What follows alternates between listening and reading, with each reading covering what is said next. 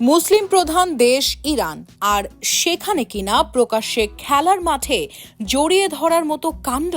স্টেডিয়ামের নিরাপত্তা বেষ্টনী পেরিয়ে এক নারী দর্শক ইরানের জাতীয় দলের গোলরক্ষক হুসেন হুসেইনিকে আলিঙ্গন করেন, আর এতেই বাধে বিপত্তি। ইসিএনিকে নিষেধাজ্ঞার পাশাপাশি জরিমানা করেছেন ইরানিয়ান ফুটবল ফেডারেশন। দেশটির সংবাদ মাধ্যম দাবি করেছে হুসেইনিকে একটা লিগ ম্যাচ থেকে নিষিদ্ধ করা হয়েছে। এছাড়া 4,500 ইউরো জরিমানা করা হয়েছে। ঘটনা ইরান প্রো লিগের ইস্তেগালাল তেহরান অ্যালুমিনিয়াম আরাকের মধ্যকার ম্যাচের।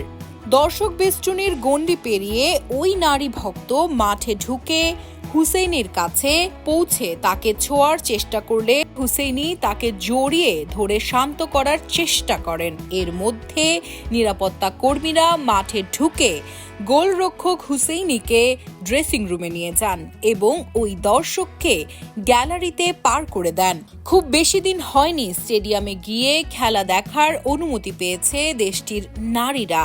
দীর্ঘ 40 বছরের নিষেধাজ্ঞা তুলে নিয়ে 2019 সালে নারীদের স্টেডিয়ামে প্রবেশ করে খেলা দেখার অনুমতি দেয়া হয়। সেটাও অনেক তুলকালাম কাণ্ড বাধার পরে। মূলত 29 বছর বয়সী সাহার খোদাওয়ারি স্টেডিয়ামে প্রবেশের চেষ্টার দায়ে গ্রেফতার হন, আর এরপর ওই নারী জানতে পারেন যে স্টেডিয়ামে ঢোকার চেষ্টা করায় তার 6 মাসের জেলের পাশাপাশি মৃত্যুদণ্ড হতে পারে।